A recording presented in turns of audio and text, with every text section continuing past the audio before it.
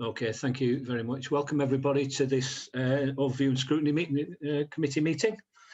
The meeting is being held virtually and is obviously not taking place in the usual physical location. We are following the guidelines as set out in section 78 of the Coronavirus Act 2020.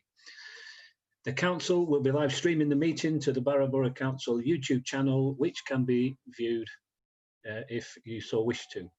The whole of the meeting will be recorded except where there are confidential or exempt items. Any apologies for absence, please? No, I'm not sure if we're all here, but no, thank you. Urgent items. To note any urgent items which the chairman considers to be of an urgent nature. We've not had any of those. Delegations. To receive notice from members who may wish to move any delegated matter non-delegated. We've had none of those. Admittance of the public and press. We're live streaming, so they may or may not be on. Declarations of interest. Any declarations of interest, please? No? Right, I think we've jumped a bit there. No. Confirmation of minutes from the 29th of October. Are we happy to accept the minutes for October? Agreed. Agreed. Thank you, Frank. They will be signed, obviously, when we can so sign them. Public participation.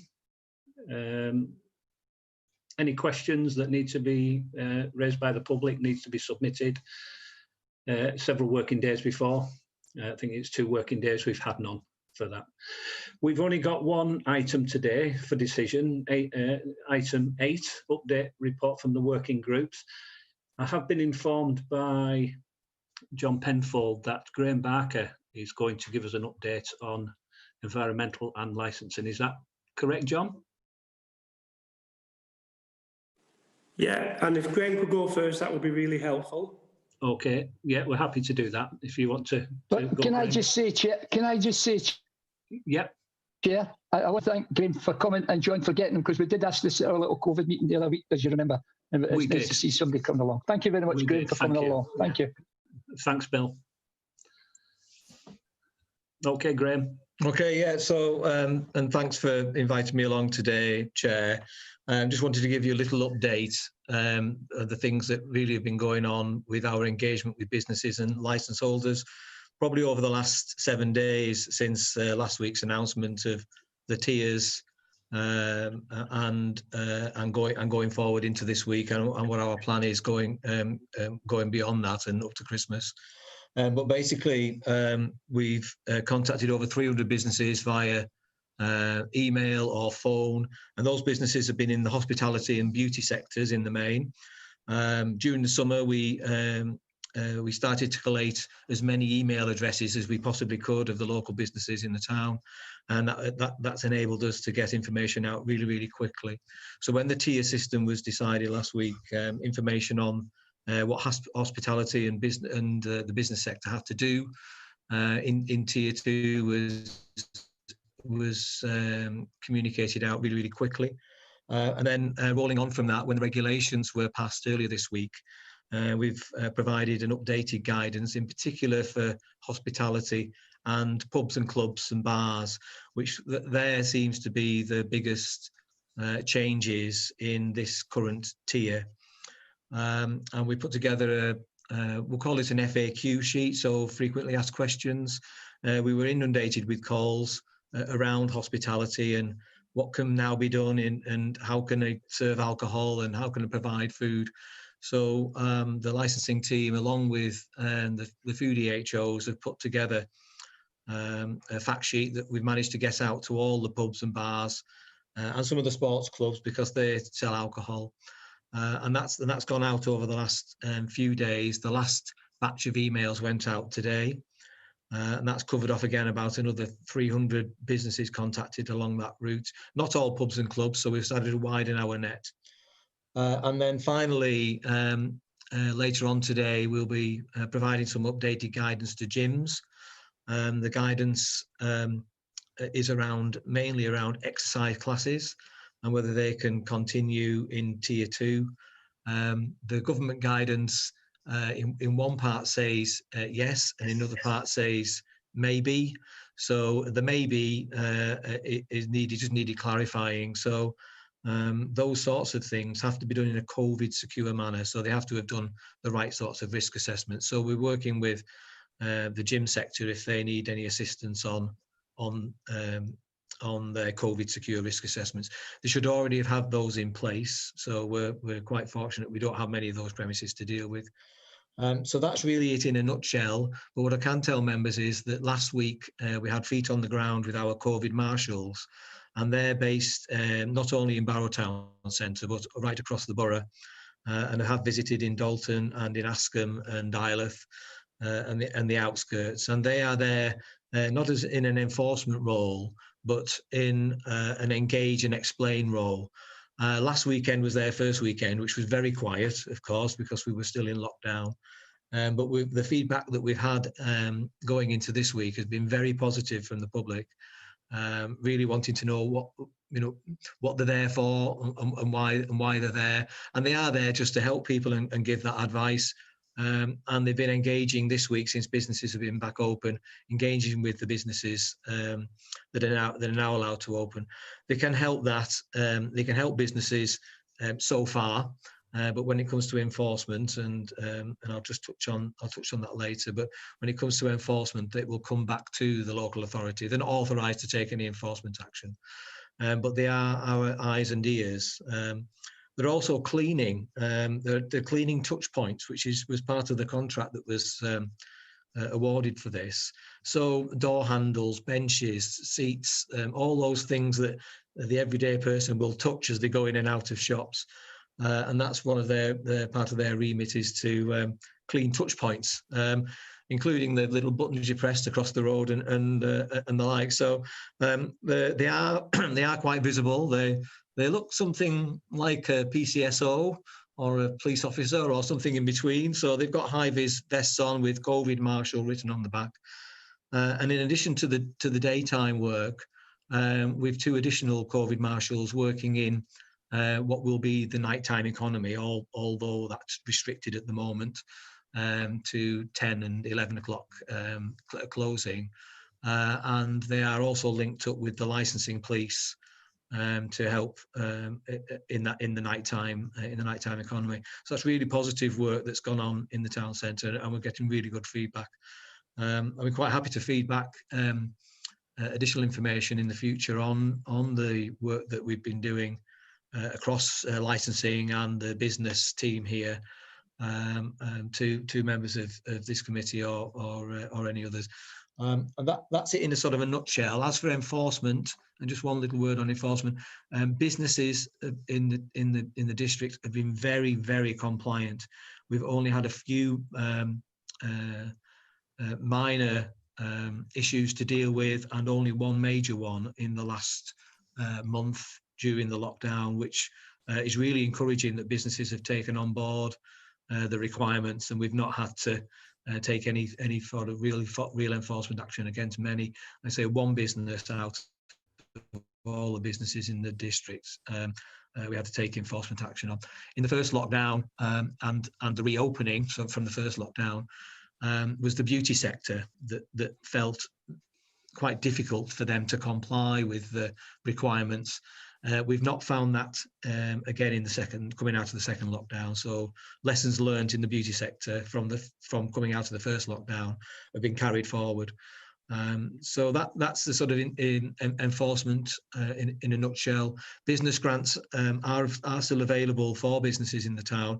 I can't see anybody here from finance, but I am aware that the business grants are open again for those businesses affected from the national lockdown and the tier 2 restrictions.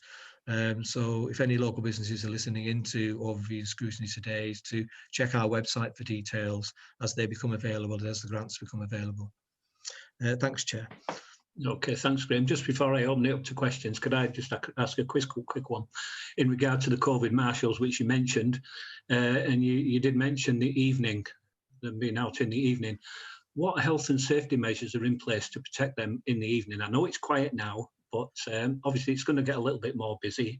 There's a lot of frustration out there, and I was just wondering for their protection. So what measures yes, good question, Chair. The nighttime COVID marshals are actually SIA registered door staff. So they've had additional, they already have that additional health and safety training. They're not in there, they've got the policy for the COVID marshals is walk away if it gets out of hand. They're not there to enforce anything. But we've managed to, as I said before, hook up with the licensing police. So they will be attending the evening briefing before going out into the nighttime economy with side by side really with the police. So we've got really good links going on there, Chair. Okay, thanks, Graham. Any questions from members for Graham? Wait a minute. I've got my hand up. Thanks, Chair. Thanks, Graham, for coming along. It's good to somebody to come along what we asked for and get a heads up on what's happening with the enforcement and things like that. It's really, really good. I think if you've done some of the COVID things that we were going to ask for, you've done the business rates, that was next on the agenda. But anyway, thanks very much for that. Just getting back to the marshals, I was speaking to two marshals yesterday. I was in town and I bumped into two when I stopped to talk to them. I knew one of them, of course, and I was asking how it was going. And they said, yeah, it's going fine. But they are getting a bit of abuse, especially on the night time, which the chair's just related to there.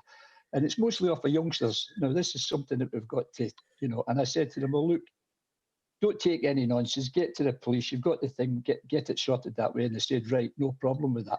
And I just want to get it out there to people that they're not there to be abused. They're there to keep the people safe and help things rolling along and make sure the shopping and all that goes well for them. So if you see one, don't get abusive with them. Just take what he's got to say to you, abide by the rules, and we'll all get on well and keep everybody, and we'll have a happy Christmas. That's all I've got to say on that. So thanks very much, Graham, for coming along. Thank you. Thanks, Bill. Thanks, Chair. Thanks, Bill. My raised hand isn't working. Could you raise your hand if you have a question, just physically, so I can see you, Anita? Yeah. It was just, I've just about the security, Graham.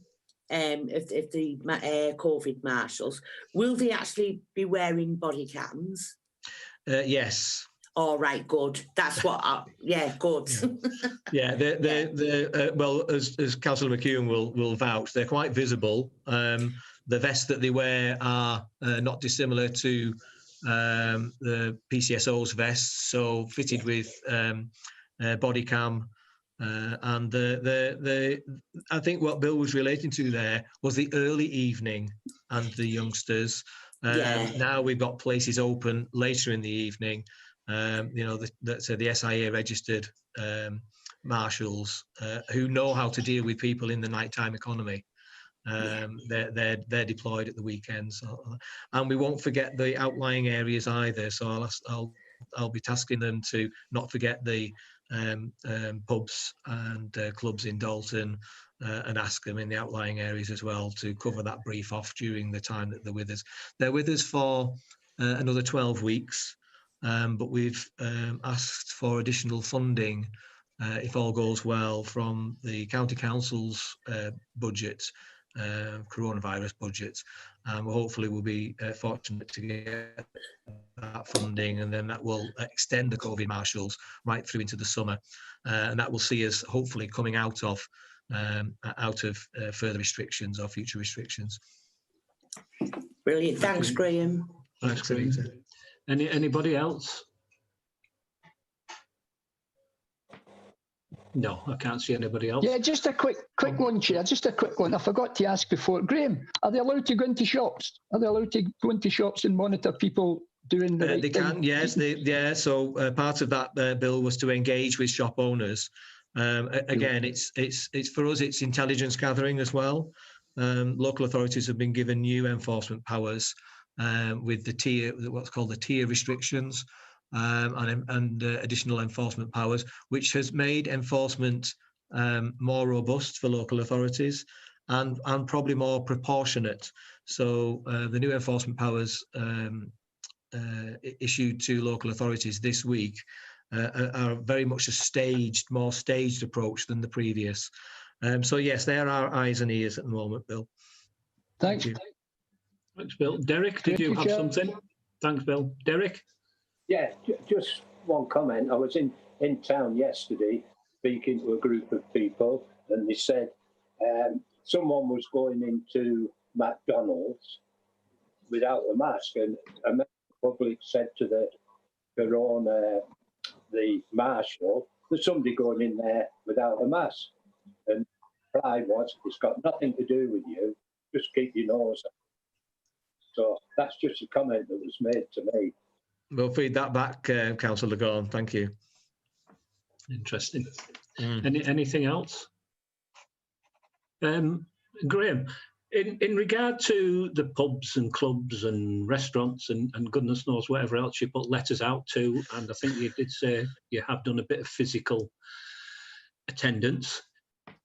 Are you measuring what is going on? And are there measures in place to what's gone well, what's gone wrong, what we've learned, what they've learned, what we can pass on to them? Yes, Councillor. Thank you, Chair. And of course the whole rules now are a new set of rules.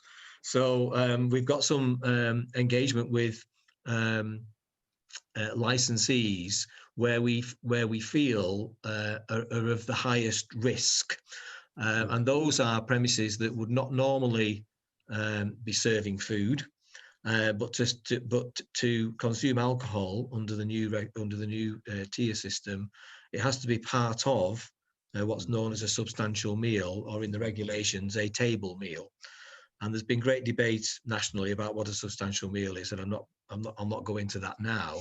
But the alcohol is secondary, so its pubs are to operate as if they were a restaurant, and trying to engage with those premises that don't normally offer food and are now wanting to offer food. So we've had to up our game with the food team to make sure we can get some early interventions with those businesses that would normally just be what we'd call a wet pub, just wet sales, just an alcohol pub. There are not many in that bracket that are going to reopen. They're going to wait and see what really happens in the market. Generally, it's a big upheaval if you're going to have to start to provide a table meal. And people, and getting that message over to license holders about the alcohol is secondary, the meal is first, and then you can have a glass of wine or whatever your tipple is with the meal, as opposed to I've got to buy some food because I want a pint. It's the other way around. So yeah, there's been quite a lot of engagement. That's why we produced the frequently asked questions document that we sent out, because they were the same sorts of questions that were coming up time and time again. I'm not going to say the phones have been red hot, but they have been ringing. They've been ringing quite a lot the last few days. Thank you, Chair. Okay, thanks, Graham. Anything else for Graham? No. Thanks for coming along, Graham. That's been invaluable. Hopefully you can pop along again and keep us updated with yes, thank you, Chair. What's going on. Happy to do that in the future. Thank you. Okay, thank you, Graham. Thanks for that. Thanks, Graham. Okay. Graham gone. Right, we'll move on. Down through the report. Street cleansing, the first one. There's nothing going on at the moment. I think that's on hold. Am I right on that, John? Yeah. That's on hold. There's negotiations going on with the contractor regarding street cleansing, so we've decided to hold off with the scrutiny review to allow those discussions to continue. Brilliant, thanks. Thank you, John. Next one down is, that's probably mostly been answered, is impact of COVID going forward. Bill? Yeah, thanks, Chair. Yeah, as I was just going to say, it was nice to see Graham coming along as we asked for, and he's answered quite a few of the things there, which we wanted to know about the marshals, i.e. about licenses and things like that. Just to touch on a thing he said before he went about the pubs, the question you asked, that can't open because of food. I was just looking on today's government, the website of the government. They're giving these pubs that can't do that, they're giving them £1,000 one-off. It's a bit of a help. It's not a lot, but it's a bit of a help. I'm just looking at that and I've just seen that. So that's something that's really going on. So that's really good. And he touched on the what do you call it? The business rates. They've been dished out and you can still get them. All the counties, the 16 counties across the county are all up to speed with that. So, I mean, I think he really touched on everything, and from reading reports what Colin Cox has said, I know there's some people don't take Colin Cox at what he says, but from all reports what he's saying, we're in the right way. We're going the right way. He can see us coming out of tier 2. I keep my fingers crossed on that.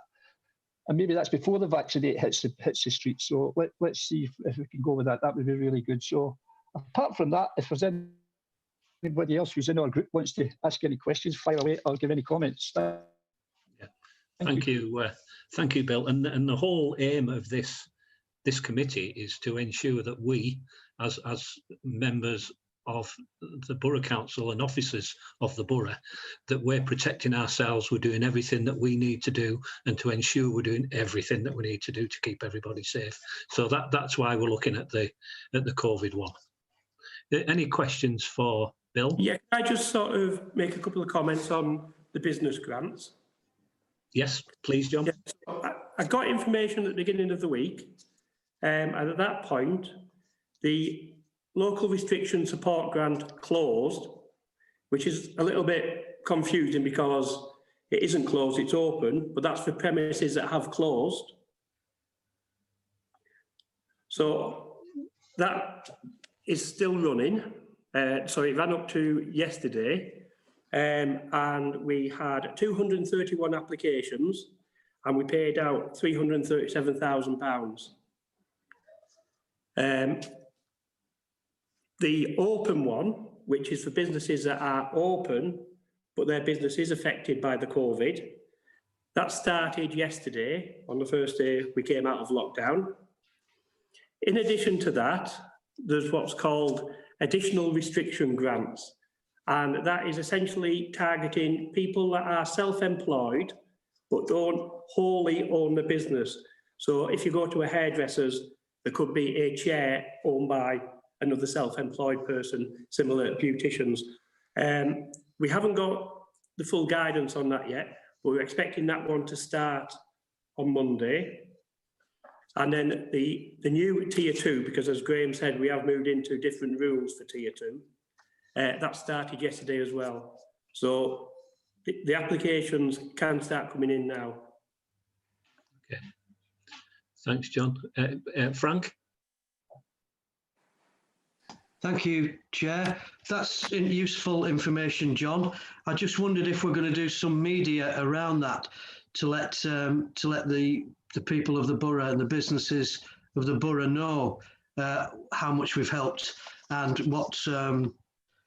what avenues they might go down to obtain further assistance. Thank you, Chair. Yeah, there is information going out all the time. It's all on the website, as Graham said, and we are letting people know. Graham said he's spoken to 300 businesses, so we are letting the businesses know that this is available. And plus, it's all over the news. Well, that's fair enough. It's one thing to stick something on the website, but I mean, stuff like that could do with a pretty comprehensive 300-word media release.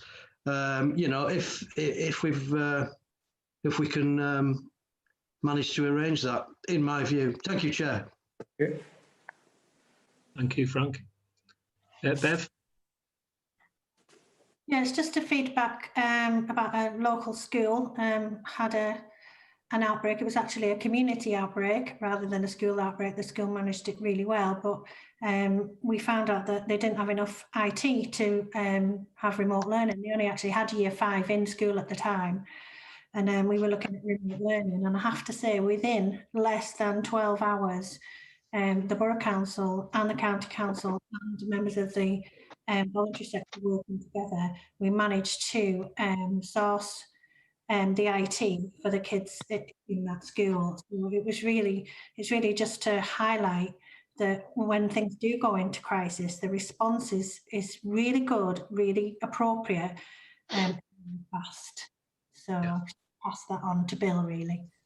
Okay. Yeah, can I come back on that, Chair? Yeah, thanks, Bev. That was really good news, because you were right. As soon as you put that out, everybody just got involved and got that all done. Absolutely fantastic. That just shows you how good we're working on this when we work together as a team.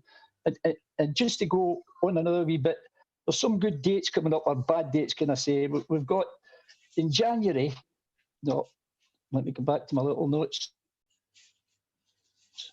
in this which we're in now, students will be returning home. So that's going to be an interesting time to see what happens there. They're all coming back home. It takes us into January, the schools start back again. We'll see how it's happened since the lockdown's over and the tiers were, how we're going to go in from there. This is January. And then in March is the end of the furlough scheme and the end of benefits, universal credit and what have you. The £20 per week top up and evictions are going to start. So we're not out of this yet. We've got a long road to go. Everybody's thinking there's a vaccination there. It's a long way down the road before everything gets up to running. So we'll just keep fighting and keep plodding on. And as a team, we'll work to get this right. And thanks, Bill. Any more questions for? Just one other thing I'd like to bring up. When we had the work group meeting, we were talking about the infection figures and how it had actually gone up at that time. I think it's quite clear now that that was a blip because it comes steadily down. I think it's less than 50 in Barrow this week. So, you know, we are going in the right direction. So I think it's congratulations to all the people that have worked really, really hard to reduce the number of infections, and it's clearly working. Yeah, brilliant. And we can't take our foot off the pedal. We've just got to keep it going. Keep it going. No. Thank you. No, that's right. Any more questions for John? No. I'll just say, John, that if you could take back to officers the appreciation of all of us for the outstanding work that is being done. I'm glad it's them that are doing it and not us. You know, it's not easy. And I think we all hope and pray for the end of all this, because I think it's driving us all mad. But if you can pass on our sincere thanks and appreciation for everything that's been done. Thank you, John. Yeah. I will Absolutely do that. Agreed. Absolutely. Well done. Yeah. I don't think Graham mentioned, but the contact tracing that his team are doing as well, that's an additional job that isn't part of their normal job, has been absolutely fantastic. And I think that's been a major contributor to the number of figures coming, you know, the infection figures coming down. Yeah, absolutely. Above and beyond the call of duty. That's what that is. Well done. Yeah, please take our thanks to them. Okay, the next one is external internal communications. I think that was Derek. Do you update us, Derek? Right. Before we started, we decided that we need parameters that we needed to work to. We divided it into questions or themes over several of those. We've had meetings with different people, and the headings we were working to were: why do we need a communications plan? Where are we now? Where do we want to be? How will we get there? Delivering priority IT and communications projects, support for user training, and delivering the communications plan. So we've had a couple of meetings, and through all the meetings we've had, there's coming forward the fact that we recognise. Can you hear me, Martin? Yeah, just a little bit louder. Right, I'll have to turn it up or turn my voice up. You're the chair of the IT group.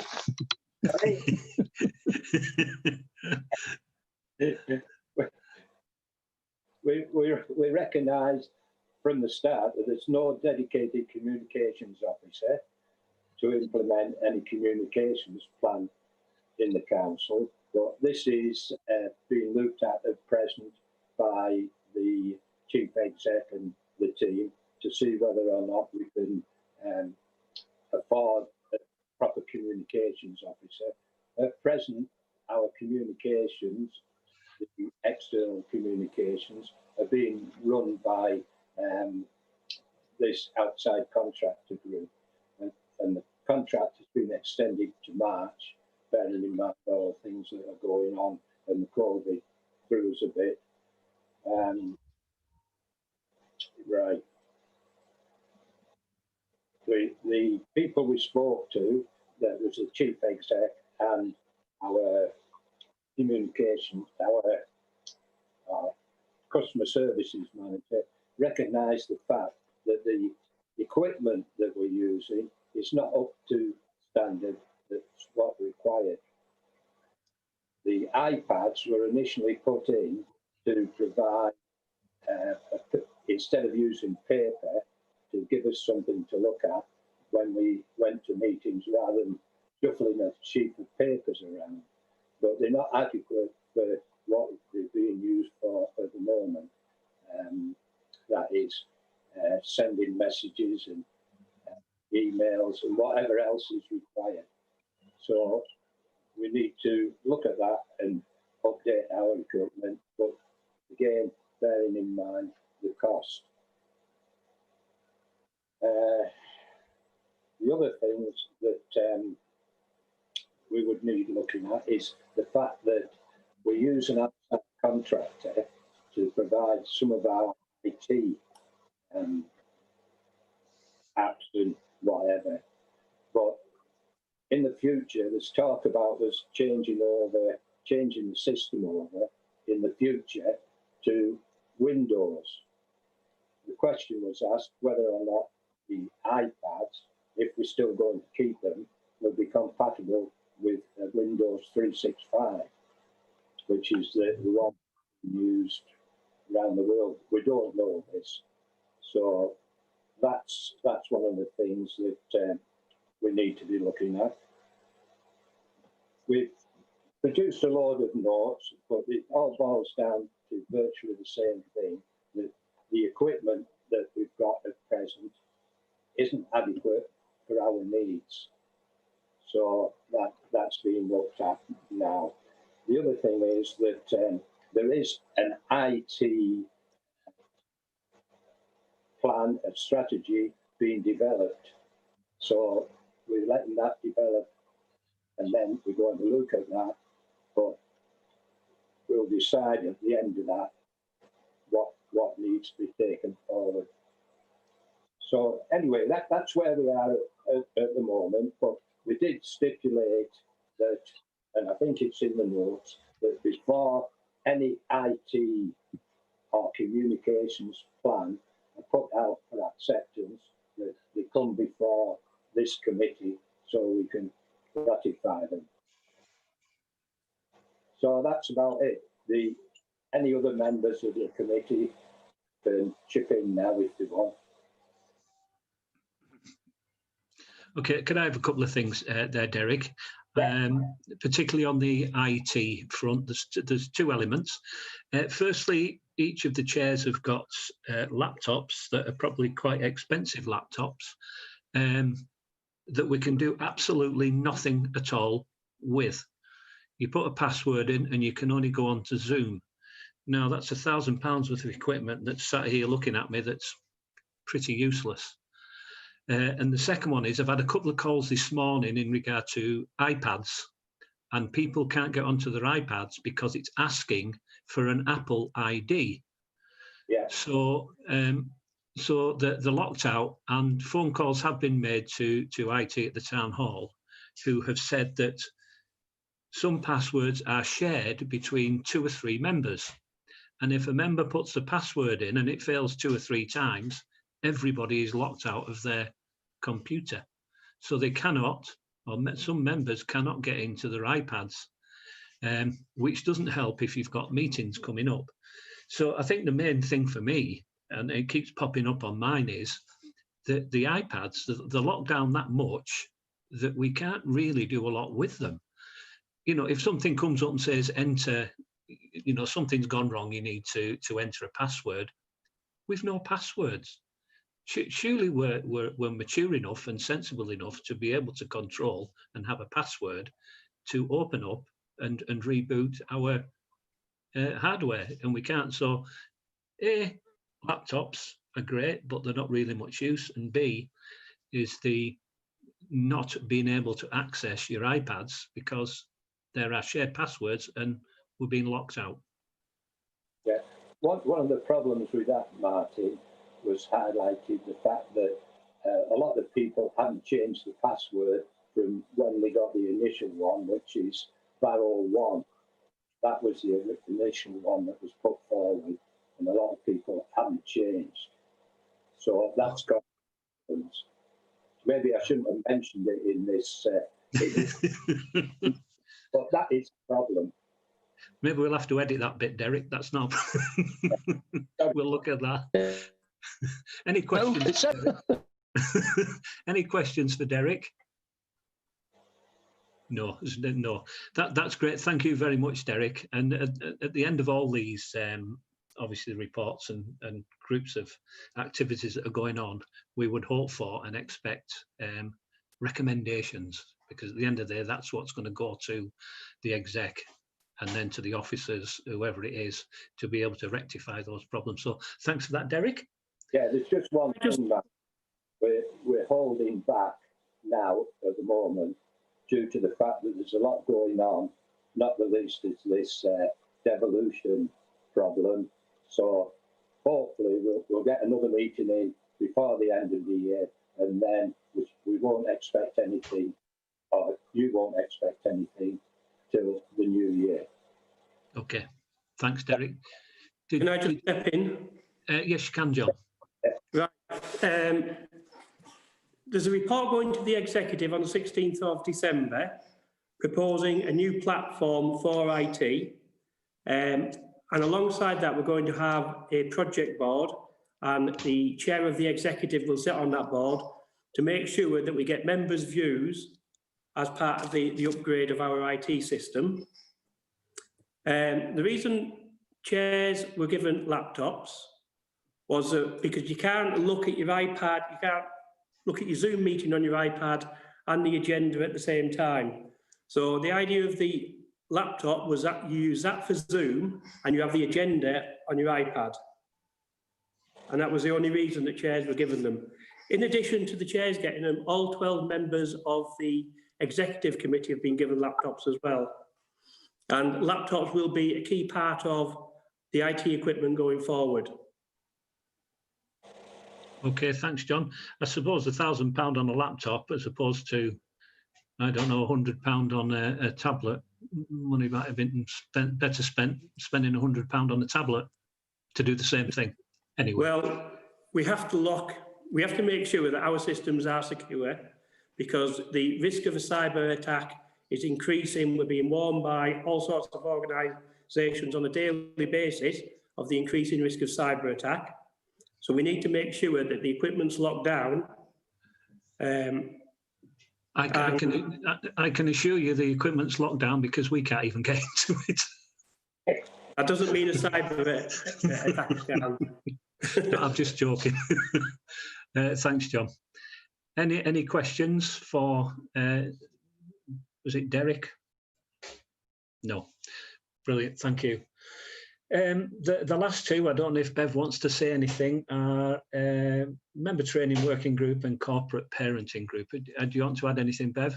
I can do 2 minutes on each, if that's all right, Martin. Please.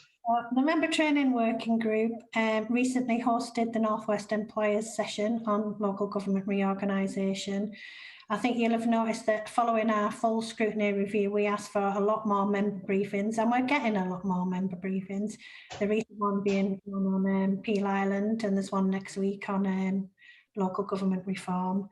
There's some new training coming up soon that we've been asked to take part in through issues raised through the Community Safety Partnership. So I would say that when these training sessions come out around hate crime and child exploitation and online bullying, that as many members as possible really do sign up to those, because it's come directly from the Community Safety Partnership, and I think we should do that. So that's where we are with the member training working group. Brilliant. Any questions for Bev on the member training working group? No. Yeah, Chair. Yeah. Sorry, Bill. It's not a question, Bev. It's just it's a comment. Yeah, you great work, by the way. It's fantastic what you're up to with this training. The child exploitation thing, I think that's a big one. The leaders and chairs yesterday, we had a briefing on it yesterday, and this paper was presented to us.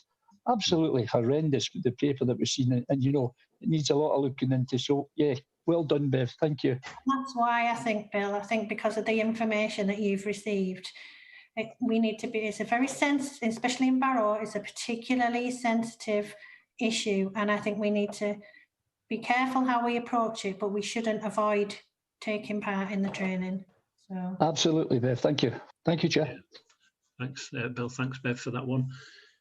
Corporate parenting. corporate parenting, the council's updated safeguarding children policy is going to exec soon, and within it there's now a clear statement about corporate parenting and our responsibility, which is really good. It's in there. We know what we're supposed to be doing. We've recently approached through Councillor Blizzard, who's the lead member for Arts, Culture and Leisure. We've made an initial approach to cultural organisations such as the Forum, the Dock Museum, Barraculture, to look at collectively how can the arts and culture sector look at a way of supporting children who are looked after, care leavers and foster families. It's early days, we haven't had the meeting yet, but I'm sure that, you know, they're really keen to support in some way, and it links directly back to our council plan, you know, in the people section, so we can track it. We've done a golden thread on it, so that's where we are with corporate parenting at the moment. Thanks, Bev. Any questions for Bev? No, just another one. Sorry to jump in again. Just at the bottom of that report on the corporate parenting, where it says the Barrow Park is another area for consideration for terms and places to work. I, as the chair of the PCP, as you know, I asked Peter McCall for funding to get CCTV in the Barrow Park. That would help towards if there was children or whatever's going on in there, because there's been a few events. It's been pretty upsetting in there. A little lad was attacked with a crowd. That's what made me ask for it. And he says there was funding available. So I'm just waiting on him to get back to me on that. So that would be a good point to get that in there. Using that to... Thanks, Bill. Thank you. Any more for Bev? No, that's brilliant. That brings us to the end of the agenda. So thank you, everybody. We'll see you next time. Keep safe, keep well, and we'll see you soon. And that's meeting finished at 14:41.